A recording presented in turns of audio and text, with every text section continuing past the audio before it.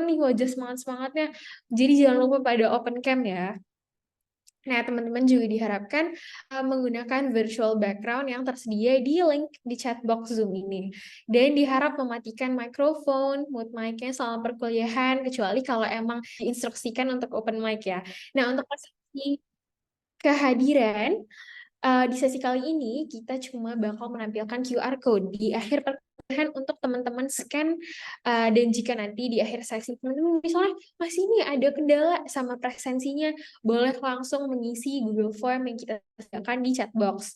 Jadi jangan khawatir ya, pertanyaan soal presensinya ditahan dulu. Nah, perlu diingat juga kalau pada mau dapat nilai bagus nih harus pada partisipasi di sesi mini workshopnya. Nah, kali ini biasanya kalau teman-teman yang udah pada join beberapa sesi sebelumnya, kita kan pakai Google Jamboard ya. Nah, untuk kali ini kita bakal pakai aplikasinya CEO kita hari ini, yaitu Jejakin App. Jadi jangan lupa, selama perkuliahan sebelum mini workshop, di-download dulu aplikasinya bagi yang belum ya. Jejakin App, ada di Play Store dan di App Store. Nah, kita juga di sana bakal seru-seruan lewat aplikasinya. Dan di sesi akhir seperti biasa akan ada mini assignment PR kecil nih buat teman-teman yang bakal diumumkan di akhir sesi. Nah, buat teman-teman yang punya pertanyaan soal sesi ini juga bisa banget nih untuk drop pertanyaannya di link Google Form yang udah kita sediakan juga, question pool. Lengkap banget kan ya? Nah, nanti pertanyaan yang belum bisa dijawab di sesi hari ini bakal kita share H+3 di Instagram Story. Makanya yang terakhir dan gak kalah penting, yaitu jangan lupa ya untuk follow Instagram @gika.ugm untuk mendapatkan update terkini. Nah, teman-teman yang belum masuk grup Telegram juga langsung cepetan join ya di link di chat box. Nah, jelas banget lah ya dari tadi aku ngomong kayaknya semua link-link penting ini ada di chat box. Jadi jangan lupa untuk selalu cek chat boxnya secara berkala, oke? Nah, sekarang semoga semuanya udah clear ya guys. Mari kita mulai. Jadi sekarang sudah bersama Bila di sini sepertinya ya. Eh, Super mentor kita, Pak Arfan Arlanda, seorang CEO di Jejakin yang merupakan Carbon Management Platform. Pak Arfan ini seorang guru yang luar biasa, akan berbagi ilmunya kepada kita semua di sore hari ini. Kepada Pak Arfan, suara saya masukkah, Pak? Halo, halo. Udah. Oke, halo Pak. Nah, seorang CEO Jejaki nih, Pak Arfan Arlando udah bersama kita, bakal bagi ilmunya. Kepada Pak Arfan, saya persilakan untuk memulai kelas hari ini, Pak. Oke, thank you. Bentar ya, saya share screen ya. Sebentar.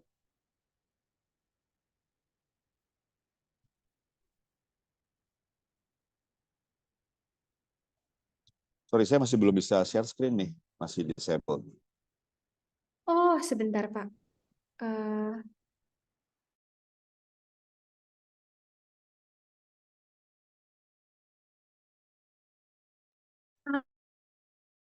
Oke, sudah ya, Pak ya?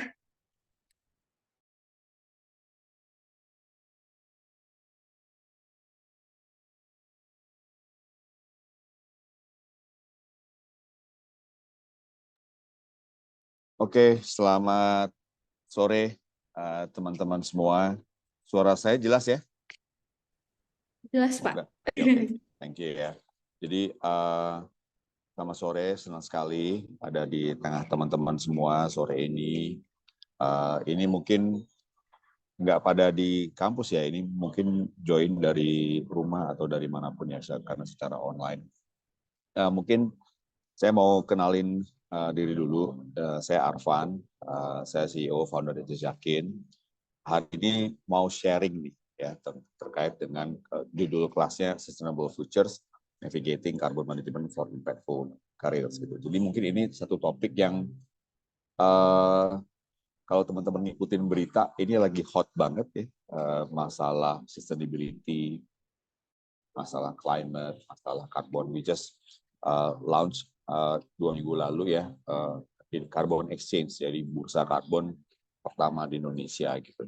Jadi topik yang seru gitu seharusnya ya kalau teman-teman ikutin apa yang terjadi gitu di market saat ini. Mungkin saya nanti akan share beberapa topik ya. Jadi mulai dari jejak karbon itu apa, kemudian regulasi yang ada saat ini itu seperti apa, inovasi. Gitu. Kalau ini mungkin saya nggak tahu nih teman-teman yang join ini background-nya apa, mungkin beda-beda jurusan juga ya. Jadi saya akan share dari beberapa angle. Gitu. Kemudian terkait dengan etika dan tanggung jawab sosial. Kemudian yang paling penting juga mungkin yang terakhir ini terkait dengan bagaimana sih teman-teman bisa membuat pathway gitu ya, memulai karir di industri yang terkait dengan sustainability ini gitu. Ini beberapa topik yang akan saya cover di sore hari ini ya. Mungkin sebelum mulai saya diminta untuk share my personal journey ini. Jadi siapa sih Akvan? Ngapain aja sih sampai dari awal gitu ya, dari awal berkarir sampai di titik ini gitu. Ini mungkin saya nggak share nggak bikin slide yang terlalu sophisticated ya, tapi mungkin saya akan lebih banyak cerita gitu. Jadi memang kalau ngelihat dari background pendidikan, my background is tech, ya, saya sekolahnya IT, dulu di Trisakti, kemudian ambil di software engineering juga di Aptek ya, dari India. Baru recently aja saya belajar terkait dengan sustainability. Jadi memang kalau ngelihat background-nya, banyakan ini mungkin udah berapa tahun ya saya berkarir ya, dari saya kerja tuh pertama kali 2003 ya, berarti udah 20 tahunan, lumayan panjang juga ya perjalanannya. Memang start my journey itu dari developer ya, saya software developer, kemudian masuk ke ranah-ranah role di IT atau di teknologi lainnya gitu ya. Saya belajar infrastruktur, networking dan sebagainya. Saya start kemudian berkarir di Astra Group ya, di Bank Permata, kemudian lanjut di Astra Grafia. Kemudian dari sana saya sempat ngajar juga di UNAS ya, tapi nggak lama itu. Di sela-sela waktu senggang aja. Jadi ada kebanyakan di weekend. Kemudian dari sana saya ke luar. Memang dari awal saya udah bilang gitu ya bahwa oke 2010 saya mau nyobain either sekolah atau kerja di luar gitu. Jadi saya waktu itu kesempatan ambil kerja di Brunei ya, mengerjakan mega project di sana bareng teman-teman Microsoft untuk mengkonsolidasi data center gitu yang ada di Brunei. Jadi memang Brunei ini mimicking Singapura ya, jadi apa yang di Singapura dilakukan, Brunei itu biasanya juga melakukan. Nah, dari sana saya kerja pindah ke satu tech company di US ya, based di Seattle. Baru dari situ saya join ke Microsoft. Microsoft juga beberapa role saya sempat jalanin, pernah 2 tahun lebih ya mungkin keliling gitu kerjaannya sebagai consultant, nggak pernah ada di Indonesia, jadi keliling involved di project-project yang kompleks ya, di Jerman, di Swiss, Australia, di US, muter-muter selama 2,5 tahun. Sampai akhirnya di 2013 saya dapat award. Kalau award kebetulan hampir ya cukup sering lah ya dapat award, tapi yang saya paling bangga banget itu sebenarnya 2013. Salah satu yang saya happy banget 2013 itu saya dapat recognition ya, Circle of Excellence Platinum, itu jadi konsultan terbaik di dunia untuk di satu grup Microsoft. Jadi saya nggak tahu waktu itu mungkin sekitar 60.000 atau 70.000 employees gitu. I'm one of the best consultant gitu in the world. Jadi waktu itu 2013 dapat pengumumannya, terus diajak makan malam sama Steve Ballmer waktu itu. Steve Ballmer itu CEO-nya Microsoft saat itu ya. Kalau saat ini kan Satya Nadella. Jadi setelah Bill Gates, Steve Ballmer, kemudian Satya. It was a really interesting experience gitu buat saya sendiri. Dan pulang dari sana kemudian diminta karena sebelumnya itu role di Microsoft bukan di Indonesia ya, memang global consultant, jadi makanya muter-muter. Kemudian setelah 2013 saya diminta untuk lead cloud business di Indonesia gitu, jadi balik membangun bisnis di Indonesia. Dari sana kemudian 2016 saya keluar dari Microsoft, saya membangun waktu itu fokusnya data AI venture namanya Nawatek. Kemudian sekarang sudah berkembang menjadi group of tech gitu ya. Jadi not only data AI tapi juga cyber security, cloud, immersive experience, kemudian dan sebagainya lah. Jadi cukup banyak. Jadi ini satu grup lah gitu. Kemudian 2018 ada satu kejadian yang kemudian men-trigger saya untuk start jejakin sampai sekarang gitu. Jejakin itu apa? Nanti saya jelasin lebih detail. Selain dari itu, saya juga cukup aktif ya di beberapa asosiasi. Saya sekarang juga sebagai advisor di Gojek untuk sustainability mereka.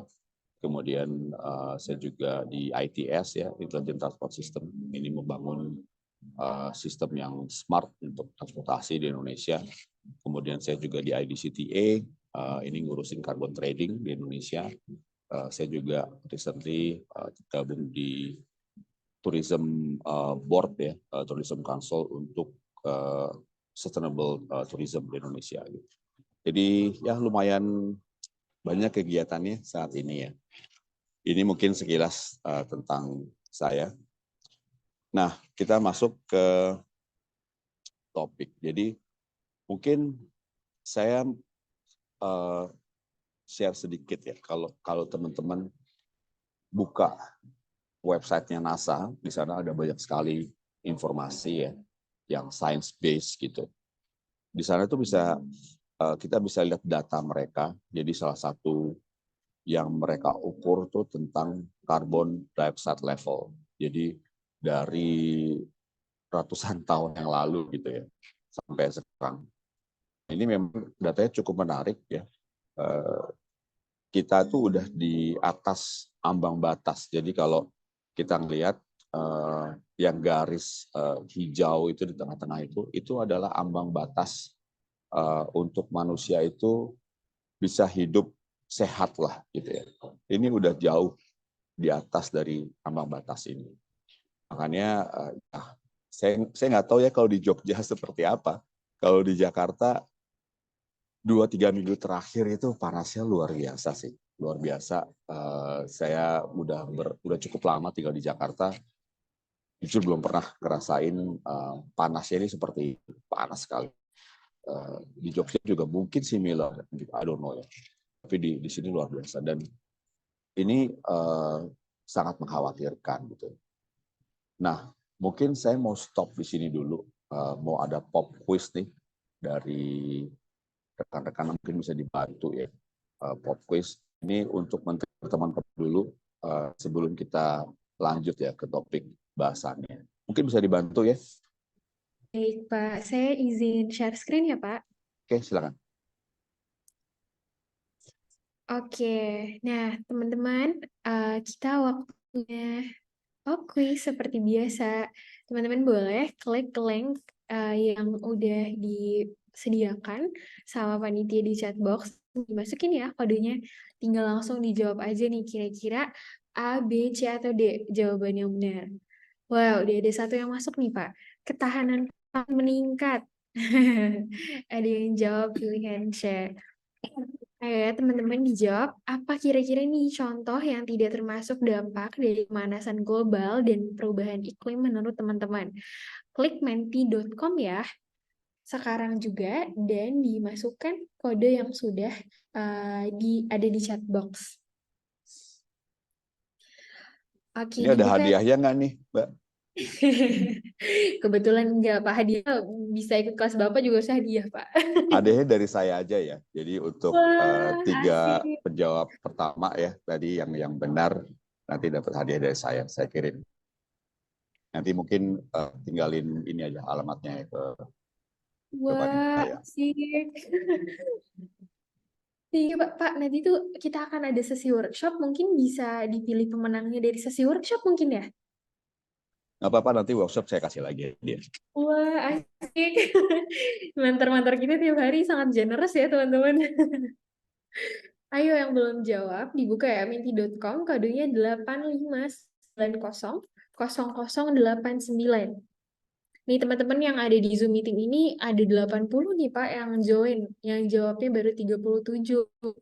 Tapi kebanyakan jawab yang ketahanan pangan meningkat. Cuma satu orang yang jawab beda Pak.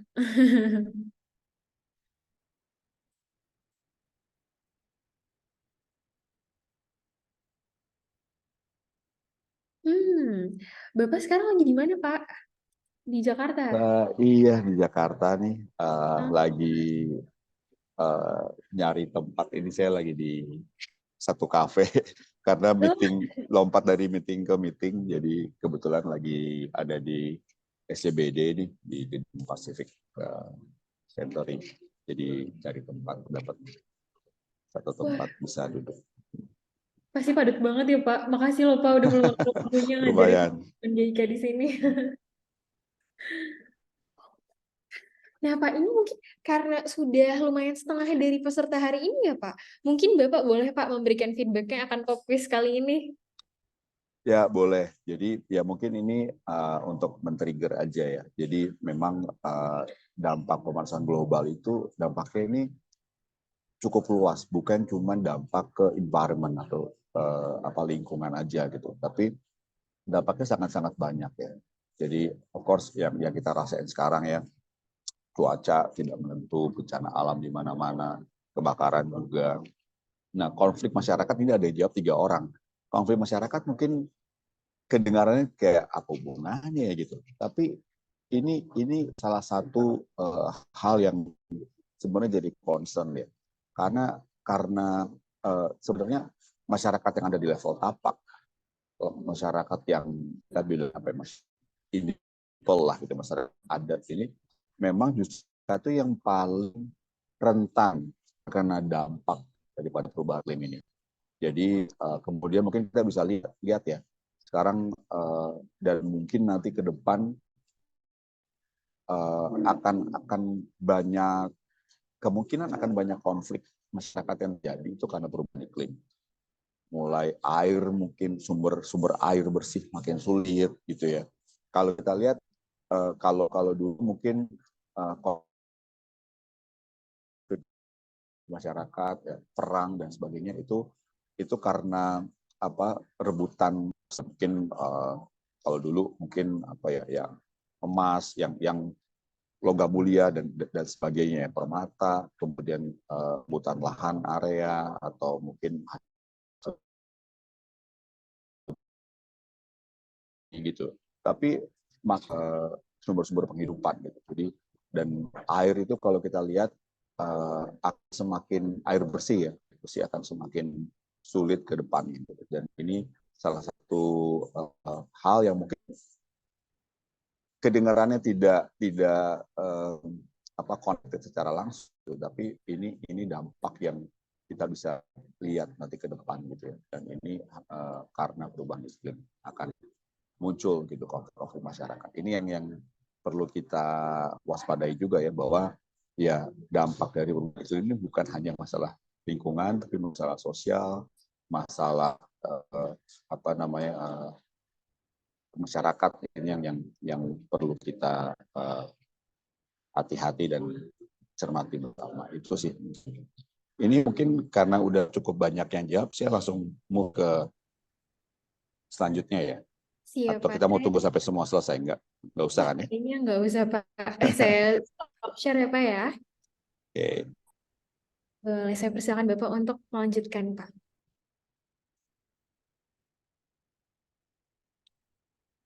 Nah, jadi kalau kita ngelihat data ini ya, data dari NASA ini, kita bicaranya ngomong science base ya, kita fokusnya ke science. Jadi kalau kita lihat data dari NASA ini, sebenarnya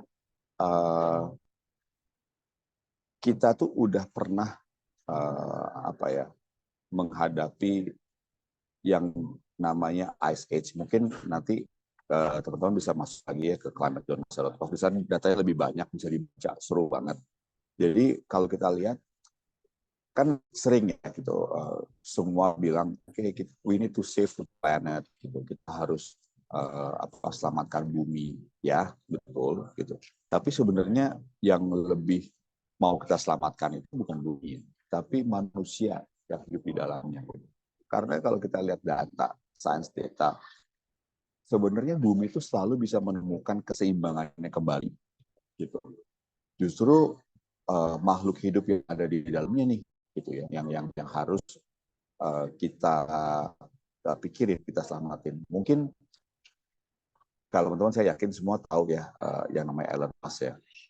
Jadi Elon Musk itu kan punya beberapa perusahaan, salah satunya SpaceX ya, tahulah, saya yakin semua. Nah, satu misinya dari SpaceX itu kan sebenarnya untuk bisa membangun koloni di Mars gitu. Jadi harapannya dia ya ketika nanti bumi ini mungkin udah nggak layak lagi untuk ditinggali, manusianya bisa pindah gitu ke Mars. Kalau my personal opinion, itu tidak salah, itu mungkin backup plan gitu ya. Tapi berpikir bahwa itu jadi satu-satunya opsi, menurut saya juga kurang tepat. Justru kita harus berpikir bahwa bumi ini adalah planet satu-satunya. There is no planet B gitu. Ini adalah satu-satunya opsi tempat di mana kita tinggal, dan kita pengen anak cucu kita nanti tetap tinggal di bumi gitu, nggak pindah ke Mars gitu. Jadi dengan punya pikiran bahwa this is our only option, this is our only planet, kita akan fokusnya di sini instead of kemudian mikirin opsi untuk pindah ke Mars. Itu yang menurut saya penting ya. Dan ya kalau lihat data ini, ya bumi sih akan selalu baik-baik aja. Maksudnya at some point dia akan bisa menemukan balance-nya kembali. Kita nih yang makhluk hidup, yang manusia seperti kita ini yang harus dipikirin sebenarnya. Nah, kalau itu mungkin to set the context. Nah, sekarang mungkin teman-teman sudah cukup sering gitu dengar perubahan iklim ya, climate change, carbon offset, carbon trading, ini apa sih? Gitu. Jadi memang ini udah jadi concern cukup lama ya. Bahkan sebelum Paris Agreement 2016 itu ada Kyoto gitu, sudah cukup lama ini dibahas, jadi concern bukan cuma di Indonesia tapi globally gitu. Tapi memang saat ini semua itu menginduknya itu ke Paris Agreement. Jadi ini fakta ya. Jadi ada fakta di 2016 namanya Paris Agreement, hampir 200 negara di dunia termasuk Indonesia sudah sign ya, ratified dan sign our NDC gitu. Jadi di Paris Agreement itu intinya negara-negara ini bersepakat untuk bersama-sama melakukan upaya untuk menahan perubahan iklim gitu.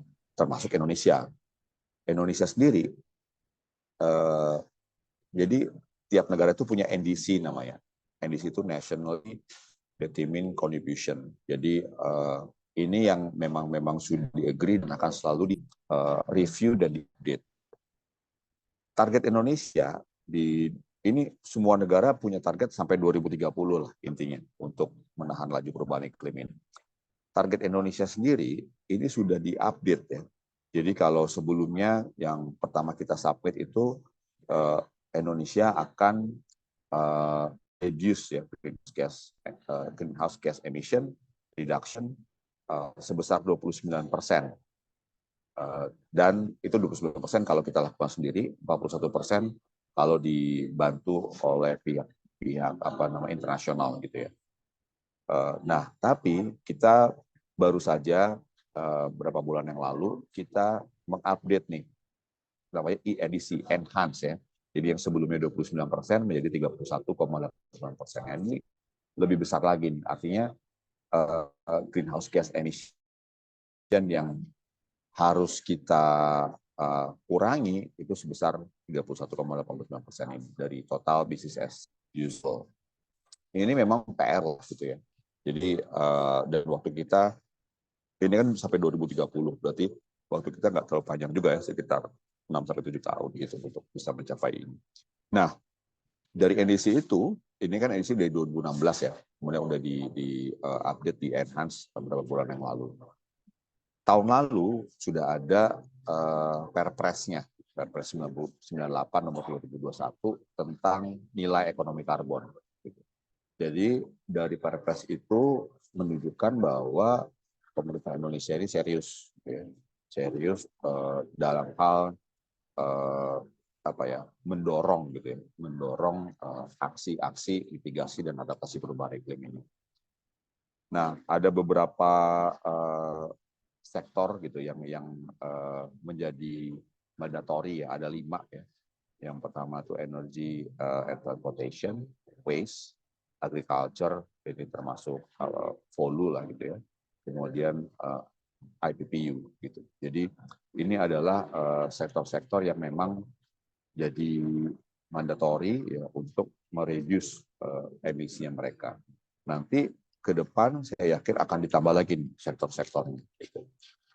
Kemudian kalau kita lihat sekarang hampir semua kementerian ya, jadi across sektor, kemudian bukan cuma kementerian tapi juga lembaga ya, seperti BI, OJK dan semua itu sudah mengeluarkan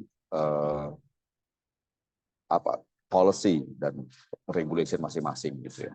Jadi dari KLHK itu Kementerian Lingkungan Hidup dan Kehutanan juga sudah mengeluarkan beberapa panduan, ya, policy, regulation, panduan, guidance untuk yang terkait dengan karbon ini. Kemudian dari OJK juga sudah mengeluarkan beberapa gitu ya yang terkait dengan bursa karbon dan sebagainya.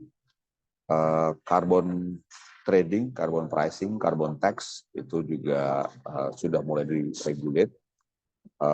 Carbon tax sudah mulai dibahas dan saat ini sedang dalam tahap finalisasi. Jadi kalau kita lihat this is real dan baru aja berapa minggu lalu, 2 minggu lalu ya, launching carbon exchange ya, jadi bursa karbon di bawah OJK, tapi saat ini ada satu operator itu dijalankan oleh IDX ya. Tapi mungkin nanti ke depan kita nggak tahu, mungkin akan ada beberapa bursa karbon lainnya gitu. Mungkin ya. Jadi kalau kita lihat ini getting really serious lah gitu. Kalau yang sebelumnya saya 2 tahun yang lalu mungkin ngobrol sama siapapun gitu ya, ketemu misalnya dengan satu korporasi, ngobrol itu kebanyakan mereka belum ngerti gitu, kayak apa sih ini, ngomongin apa sih gitu. Kalau sekarang itu level of discussion-nya udah berbeda gitu. Jadi mereka kebanyakan sudah paham, sudah mengerti, dan kemudian ingin eksplor lebih detail lagi gitu. Jadi ini jadi satu top of mind ya kalau saya lihat, terutama untuk perusahaan yang mungkin cukup mature gitu ya, international companies, state-owned enterprise, BUMN, maupun juga konglomerasi, telco, banking dan sebagainya. Ini mungkin seputar regulasi ya teman-teman. Nah, ini saya pikir ada yang join hybrid ya, tapi ternyata kayaknya online semua. Cuman ini untuk ngasih gambaran aja, gitu ya. Saya nggak tahu, mungkin sehari-hari teman-teman kalau datang ke kampus gitu ya, dari mana, sejauh apa, saya nggak tahu. Tapi ini untuk ngasih gambaran gitu. Dari kegiatan kita sehari-hari lah gitu ya. Kita datang ke kampus, ada yang naik mobil, ada yang naik kendaraan umum, ada yang naik motor, ada yang naik sepeda. Saya nggak tahu ya, kalau sepeda sih memang nggak ada footprint-nya gitu ya. Tapi kalau yang fuel combustion itu kan ada. Jadi ini sebagai ilustrasi aja, dari rumah ke kampus gitu ya, terus kampus ke rumah gitu, bolak-balik tiap hari, itu akan ada emisi yang dihasilkan gitu ya, CO2. Nah, dari hasil pembakaran bensin gitu ya, fuel combustion yang terjadi ketika kita menggunakan kendaraan bermotor. Ini untuk ilustrasi, let's say misalnya rumahnya cukup jauh gitu ya, saya nggak tahu Klaten ke Jogja berapa kilometer, tapi ini misalnya sekitar 13,8 CO2 gitu.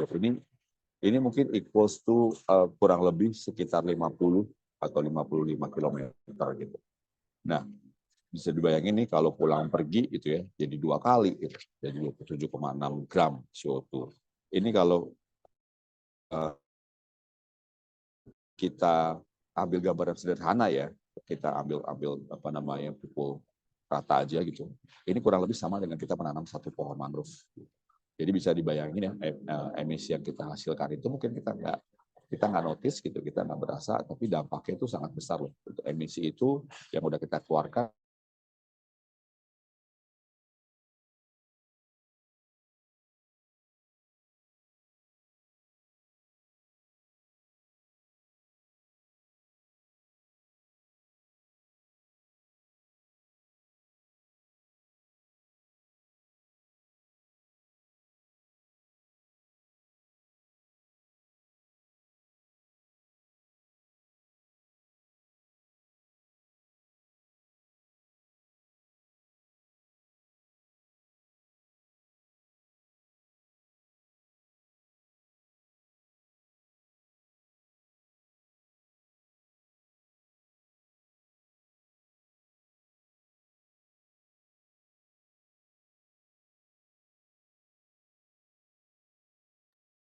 Halo teman-teman, sepertinya supermentor kita ada mengalami kendala sinyal. Beliau terlempar dari meeting room kali ini sambil di sini sudah bersama kami lagi. Iya Pak. Iya, tadi Bapak sampai menjelaskan perihal carbon footprint yang sama dengan menanam pohon mangrove, Pak. Coba balik ke kampus ya sampai situ.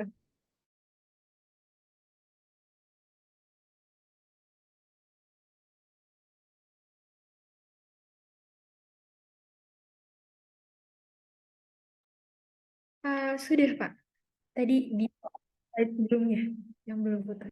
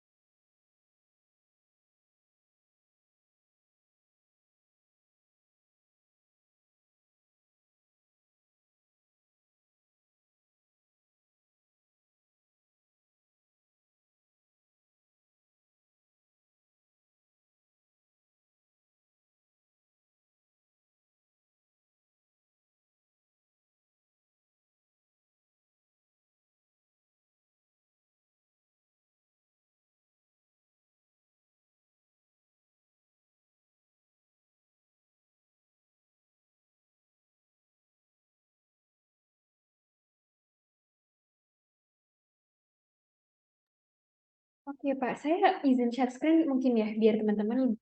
Ah, ah. Ya, boleh Pak, sebentar ya. Em,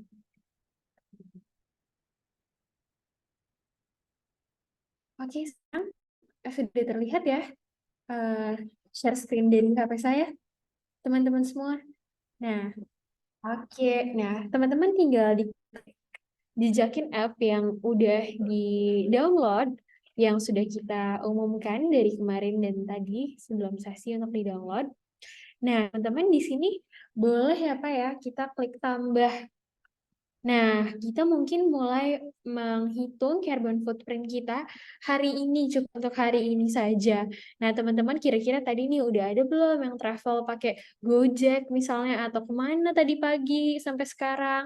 Nah, dan selain travel, yang tadi Pak Arfan juga sudah jelaskan, carbon footprint bukan hanyalah terbatas dari emisi yang dikeluarkan melalui transportasi, tapi juga include electricity ya Pak ya. Di sini kalau misalnya nih teman-teman udah pakai HP belum hari ini? Siapa nih yang di eh, tempatnya pakai AC terus? Boleh juga dihitung. Nah, di sini juga kira-kira teman-teman makanya tadi berapa jam nih AC-nya nyala terus? Atau misalnya nonton TV. TV-nya tadi teman-teman nonton berapa lama nih gitu. Nah, langsung abis gitu misalnya aku pakai AC hari itu udah 3 jam, udah 4 jam misalnya. Aku tadi pakai AC dari jam 7 pagi misalnya. Sampai dari jam 7 pagi, terus aku tinggal add aja nih di sini. Tuh, setelah eh, successfully added, tuh kelihatan kan hari ini aku ternyata udah 1,4 kilo gram carbon dioxide ya untuk carbon footprint hari ini. Ini membantu kita banget ya Pak ya, karena sebelumnya seperti ini terobosan juga di Indonesia baru Bapak ya Pak ya, dan jejakin yang bikin aplikasi seperti ini.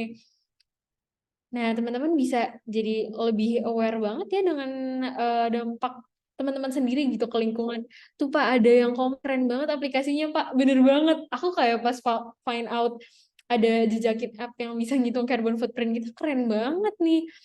Iya Pak, sambil mungkin nunggu teman-teman pada login dan ngisi.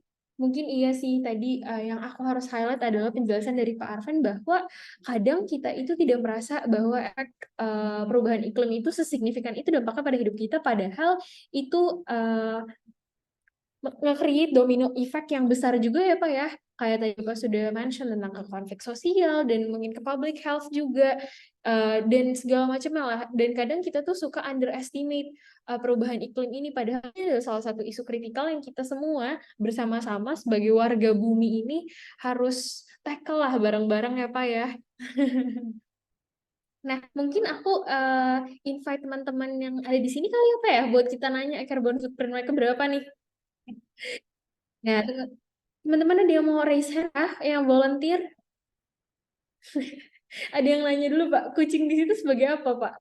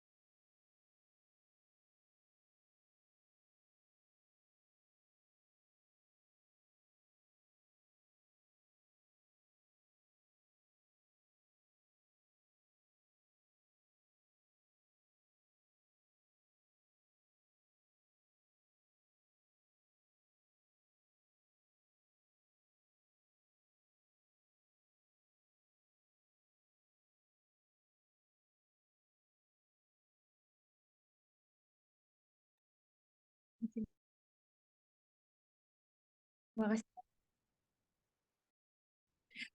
Boleh Pak, saya bebaskan kepada Bapak. Apakah ada teman-teman yang mau diajak untuk diskusi di sini atau Bapak mau lanjut ke materi juga?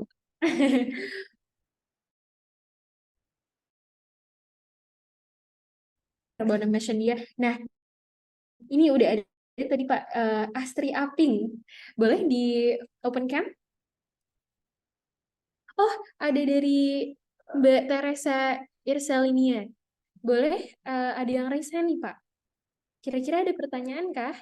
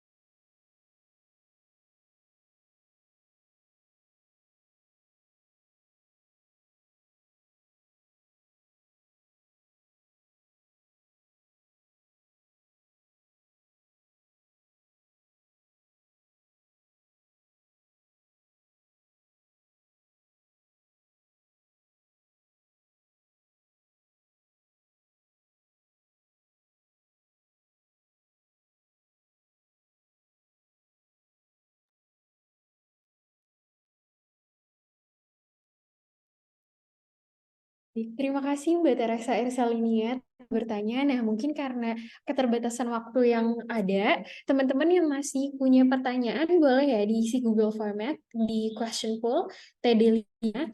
Nanti kami akan sebagai panitia tim GIK akan mengkurasi pertanyaannya dan nanti akan di-share juga ke Bapak Arfan untuk dijawab. Nanti kita juga akan share balik jawaban-jawabannya melalui Instastory kami. Jadi jangan lupa di-follow ya GIK.UGM. Nah, kepada Pak Arfan mungkin saya persilakan untuk melanjutkan sesinya.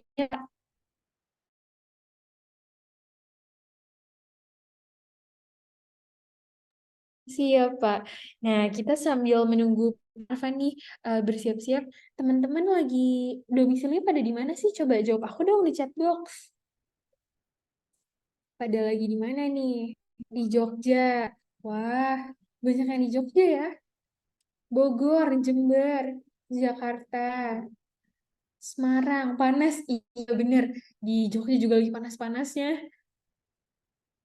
Nah, Pak Arfan apakah sudah siap, Pak? Oke. Tidak apa-apa. Oke, kita lanjut ya pada Pak Arfan.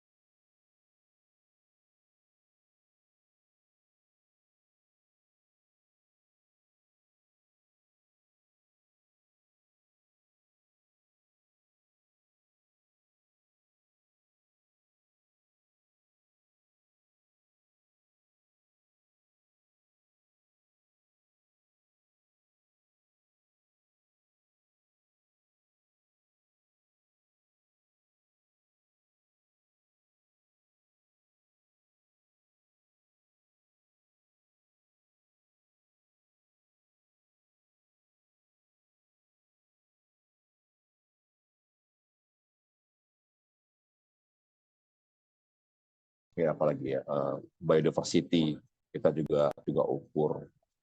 Biodiversity ini nanti saya cerita ya. Ini menarik banget cara kita mengukurnya.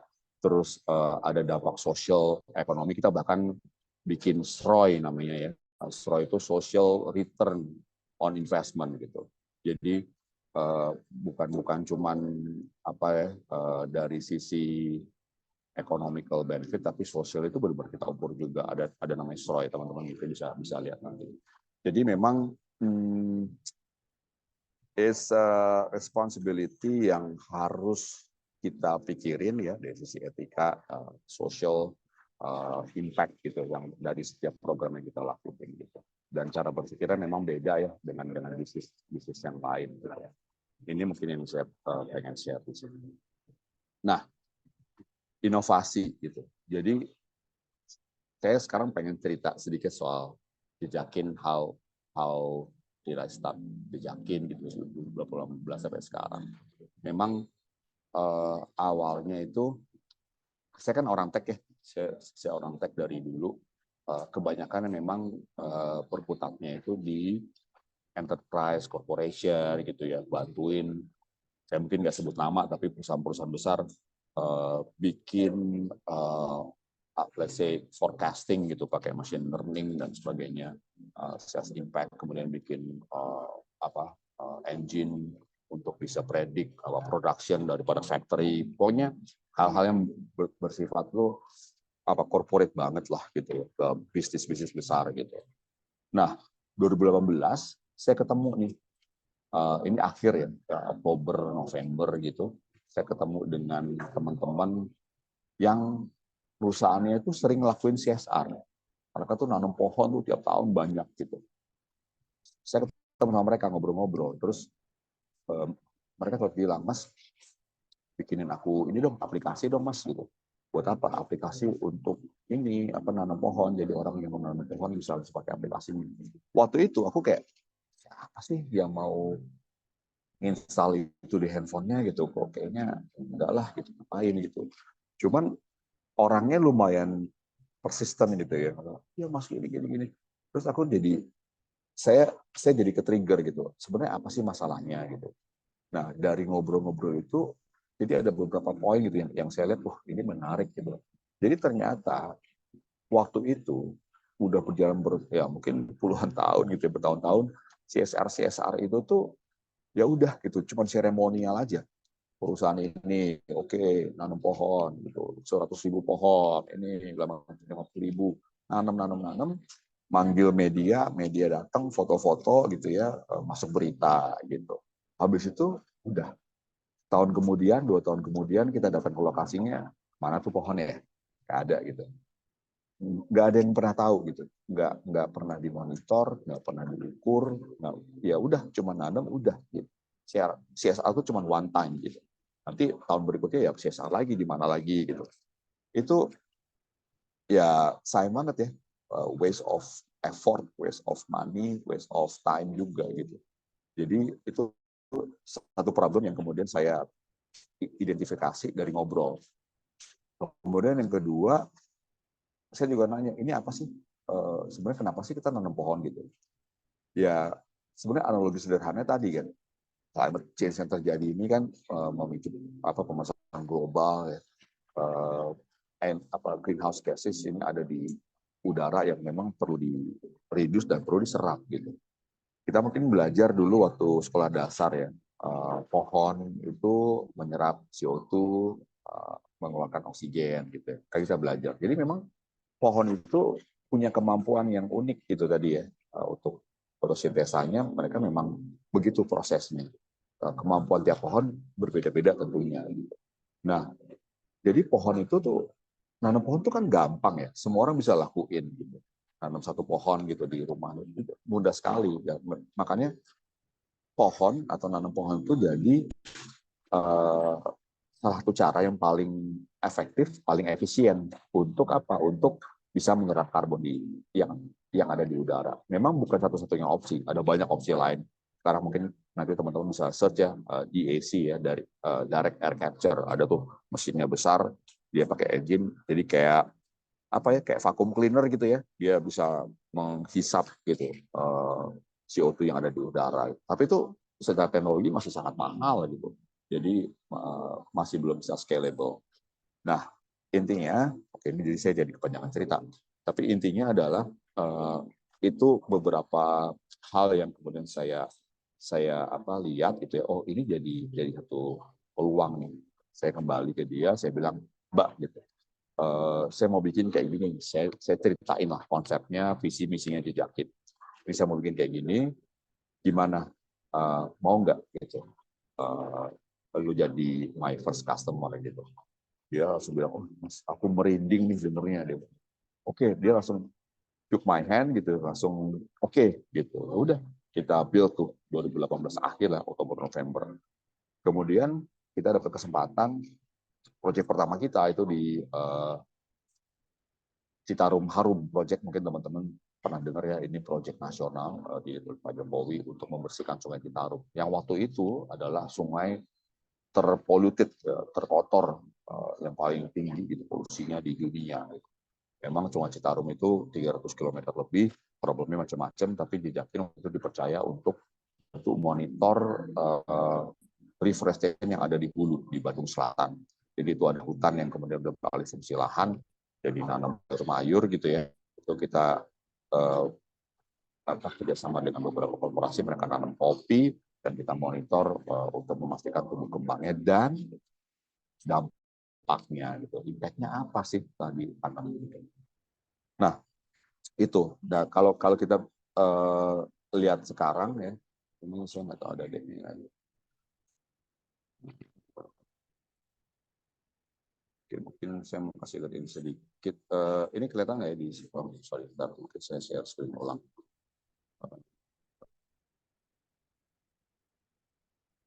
Saya quick aja ya karena waktunya udah mepet ya. Jadi, nah kalau sekarang itu kita udah berkembang nih dari 2018, 19 sampai 2023 nih sekarang. Jadi kita ada tiga platform yang produk gitu ya dalam satu platform yang sama. Jadi yang pertama itu Carbon IQ. Carbon IQ ini bukan cuma kalkulator seperti yang teman-teman pakai barusan, tapi ini accounting software, accounting system untuk perusahaan. Jadi menghitung emisi tapi dari business operation gitu.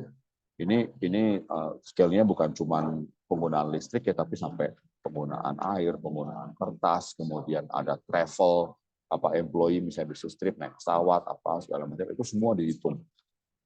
Ini yang pertama, Carbon IQ. Kita bisa setting the baseline, setting the target.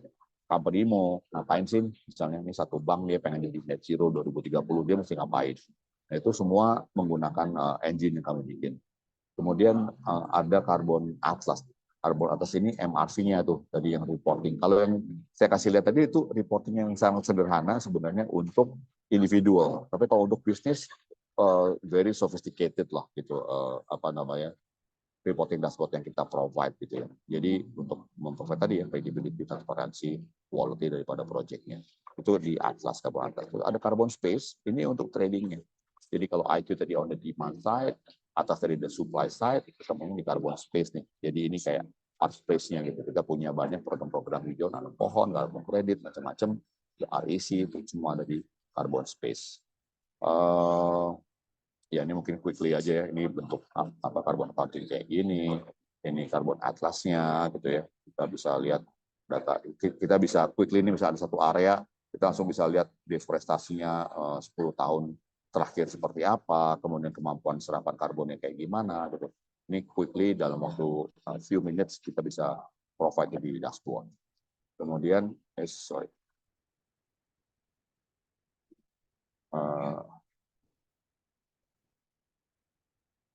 Sorry. Kita tutup.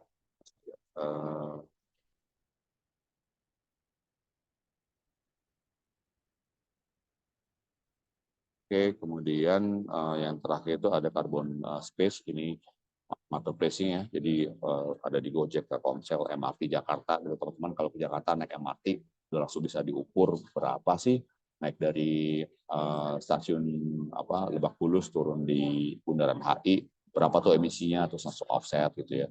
Sama Pelataran, Alfamart, Bis, macam-macam lah. Ini yang untuk marketplace-nya tadi. kurang lebih itu sih apa jejakit, karena waktunya udah pendek, saya move on dulu. Betul.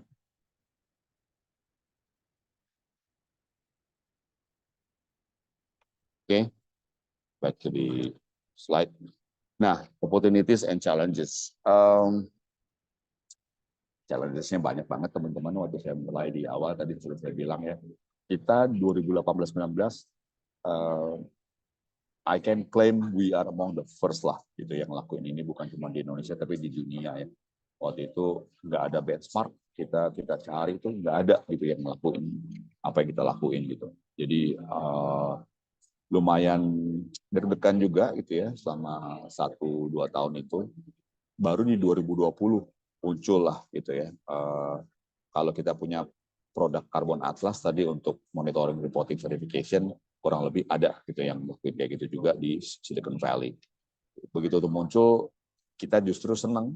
Oke nih, berarti apa yang kita lakuin ini ternyata dilakuin juga gitu ya di Silicon Valley. Dan begitu Silicon Valley ini kan kayak kiblatnya tech company gitu ya. Jadi begitu muncul di sana, mulailah gitu. Pelan-pelan di US mulai bermunculan, gitu, di Asia, Indonesia mungkin baru recently. Jadi memang challenges-nya lumayan tuh di awal, dan sampai sekarang kalau saya lihat mungkin kita bisa bilang ini opportunities slash challenges gitu ya, dengan regulasi yang mungkin benar belum 100% clear, still building up gitu kan, tapi udah mulai kelihatan. Of course kita juga jadi harus pinter-pinter nih untuk apa ya, mengambil keputusan gitu untuk hal-hal yang terutama belum ada policy-nya gitu.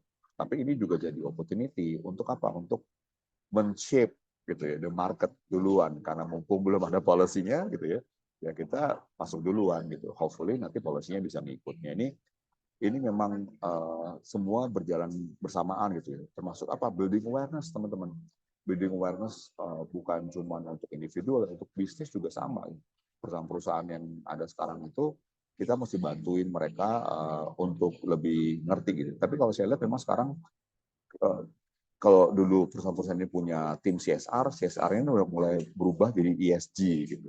ESG apa sih bedanya sama CSR? Itu kan kita ngeliat tuh lebih kayak apa ya, give back to the community gitu ya. Memang seremonial banget. Kalau ESG itu basically incorporating their environment, social and governance strategy into their business gitu. Jadi memang totally beda gitu. Dan kita udah mulai melihat seperti itu. Tapi memang nggak cukup berdiri di situ, kita promosi terus ya, building awareness, nggak pernah berhenti gitu. Dan kalau kita lihat opportunity-nya gede banget, sektor di Indonesia itu kan ya, di dunia itu kan banyak banget ya, transportasi, energi, hospitality, financial sector, bank, insurance, banyak gitu. Jadi kalau kita melihat dan nyari resource susah banget, nyari orang, hiring orang-orang yang kemudian punya skill set, pengalaman, expertise, kemudian knowledge di bidang ini, quite challenging banget gitu. Jadi ini jadi satu opportunity mungkin teman-teman ya yang memang mau fokus ke area ini gitu. Saya ingat banget saya tuh ngefans sama Bill Gates ya, salah satunya. Jadi dia pernah bilang 2018 kalau nggak salah, pas 17 dia pernah bilang, dan di bukunya dia juga ada, dia bilang ada 3 hal gitu yang akan apa bahasa yang dia ya, kurang lebih yang akan maju pesat gitu ya ke depan gitu. 1 AI, 2 biotechnology, yang ketiga itu anything that related to climate gitu. Jadi apa yang dilakukan oleh Jakin itu arahnya udah ke sana. Saya lihat ya saya yakin teman-teman juga bisa melihat jadi satu opportunity yang menarik gitu ya.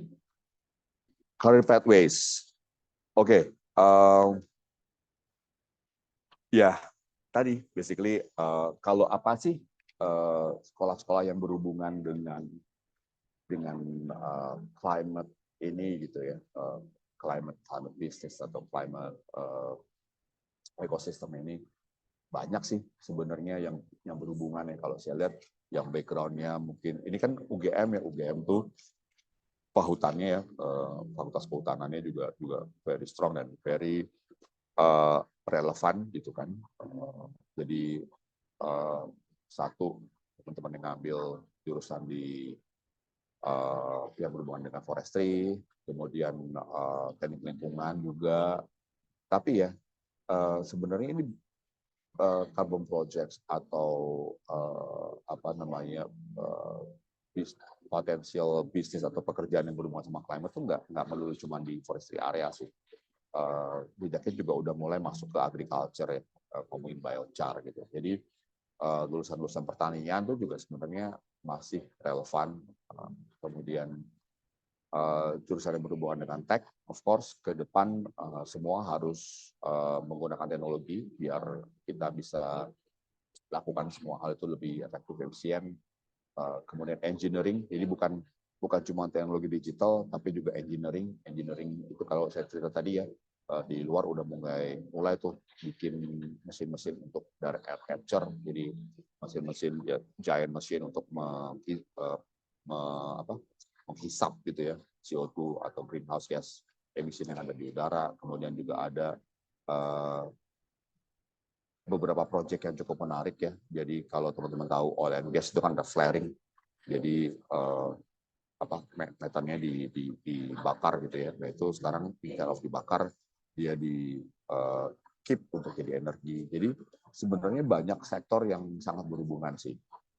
Kemudian kalau kita mau itu mungkin dari sisi apa namanya projectnya gitu. Tapi kalau dari sisi perhitungan karbonnya punya apa ya, kalau saya lihat orang-orang yang punya background di accounting ini, walaupun accountingnya beda ya, bukan finance accounting, ini lebih ke sisi greenhouse gas emission accounting, itu juga nyambung, relevan. Terus sekarang udah mulai banyak course-course ya. Kalau teman-teman ada waktu nanti coba lihat ya, banyak banget course-course dari uni Ivy League uni gitu ya, yang mulai bikin banyak kelas-kelas yang berhubungan dengan sustainability, dengan climate gitu. Jadi mungkin bisa dilihat tuh, bisa diambil juga. Yang course-course gratisan juga cukup banyak. Jadi kalau teman-teman memang tertarik ya untuk ekspor lebih jauh di bidang ini, saya bisa tuh mulai lihat-lihat apa yang akan menjadi tren ke depan dan apa yang kemudian teman-teman bisa pelajari gitu ya untuk bersama. Jadi mikirinnya itu mungkin gampangnya adalah teman-teman tuh sekarang background-nya apa sih gitu. Terus jangan lompat yang terlalu jauh juga gitu ya. Tiba-tiba dari mungkin misalnya ada yang sekolah apa gitu ya, kedokteran tiba-tiba pindah gitu ya. Cuman mungkin yang cari course-course yang memang relevan, dan memang semua aspek kehidupan kita ini pasti ada hubungannya gitu dengan dampak terhadap iklim gitu ya. Jadi ini kalau kita melihat ini jadi satu circle gitu, itu banyak sekali gitu yang berhubungan, dari mulai setelah menghitung berapa emisi, kemudian actionnya apa? Actionnya dia harus reduce, reduce-nya apa? Pengelolaan sampah misalnya. Pengelolaan sampah itu ada ilmunya sendiri gitu kan, ada bisnisnya sendiri, kita bisa explore. Renewable energy gitu kan, solar panel, hydro, itu berhubungan mungkin dengan engineering gitu. Kemudian proyek karbon gitu, itu berhubungan dengan pertanian, berhubungan dengan kehutanan dan sebagainya gitu. Sampai ke digital IT juga, teknologi. Jadi aspeknya cukup banyak. Saya juga nggak bisa kasih kayak silver bullet gitu buat teman-teman ya, tapi intinya coba explore aja gitu ya. Ini tuh turunannya tuh sangat besar gitu ya. Bahkan ya di luar itu ada yang cukup menarik. Recently ada yang bikin juga bisnis namanya carbon insurance, jadi asuransi untuk proyek karbon gitu. Jadi bahkan sampai ke sana gitu, sampai ada yang bikin bisnis asuransi untuk proyek-proyek karbon, dan itu ternyata juga cukup diminati gitu. Jadi ini turunannya bakal banyak sekali teman-teman. Memang kita perlu explore dan perlu kreatif juga ya untuk melihat kira-kira arahnya ini ke depan akan seperti apa. Itu mungkin ya. Kemudian ya mungkin teman-teman nanti bisa explore lebih lanjut lagi gitu ya, bukan cuma di aplikasi Jejakin, tapi di beberapa aplikasi-aplikasi yang tadi saya kasih lihat ya. Kita udah ada di beberapa digital platform yang memang mungkin teman-teman pakai sehari-hari. Jadi bisa di explore sana, mulai berkontribusi juga.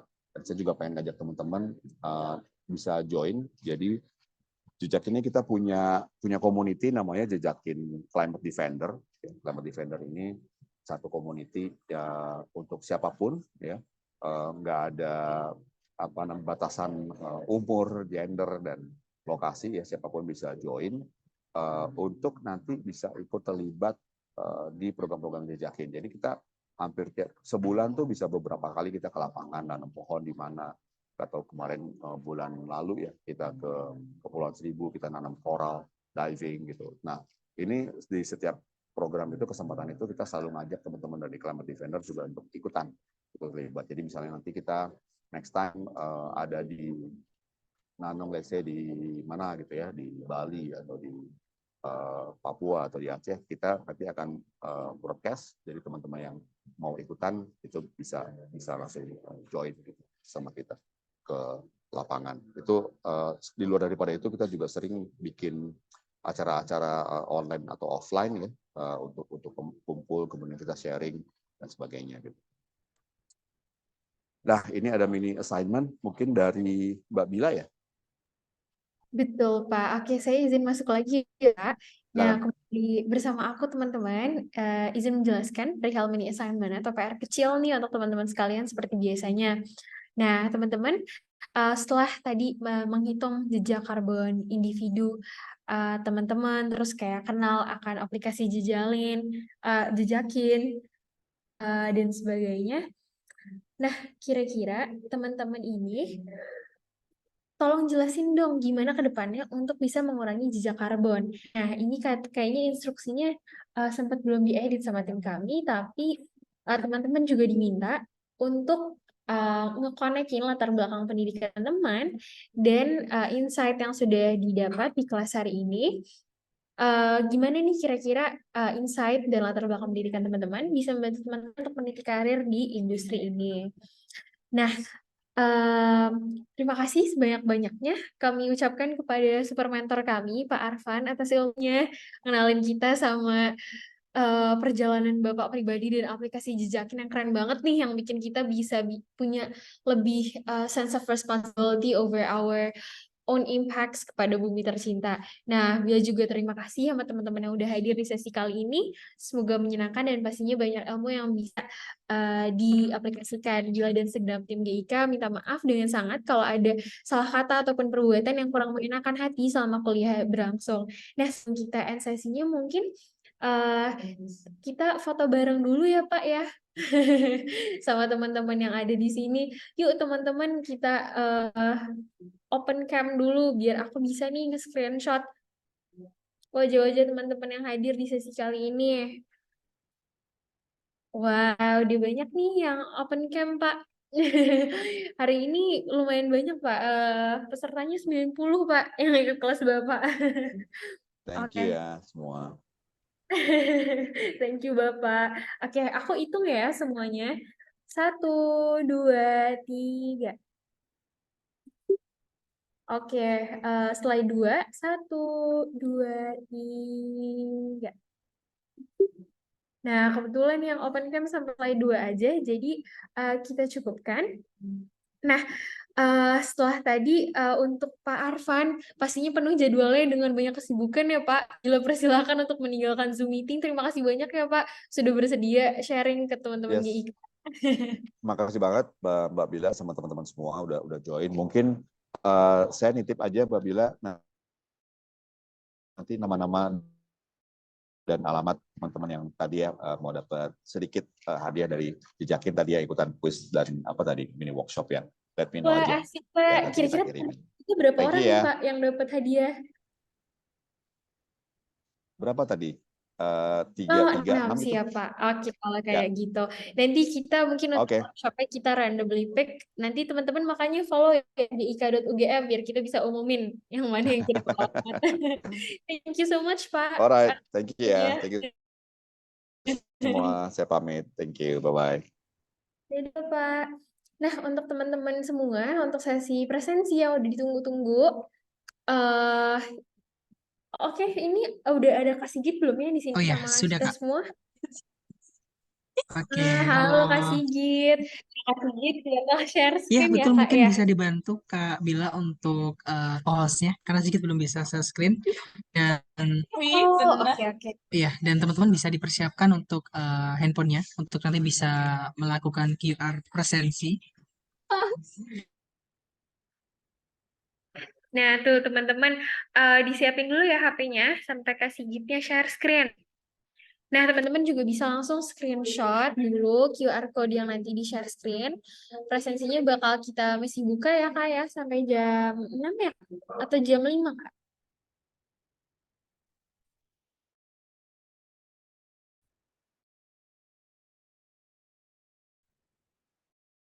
Ya, sampai jam 5 ya Kak. Adalah untuk share screen-nya, share screen untuk presensinya, mohon maaf. Udah diisi Google Form yang kita sudah sediakan ya untuk isi keluh kesah presensi. Nah, dicukupkan untuk hari ini saya Bila izin undur diri untuk kelas hari ini. Sampai ketemu di kelas selanjutnya ya, semoga. Jadi teman-teman semua maaf kalau bila ada salah kata atau perbuatan. Selamat sore.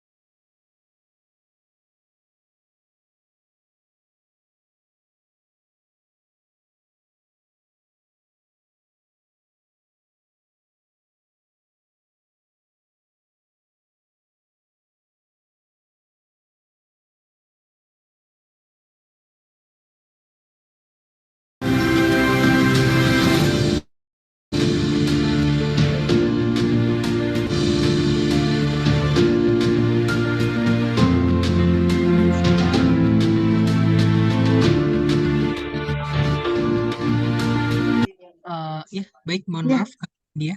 Maaf ya Kak. Ya, bagaimana Kak? Gak apa-apa, Kak Sigit, ini yang saya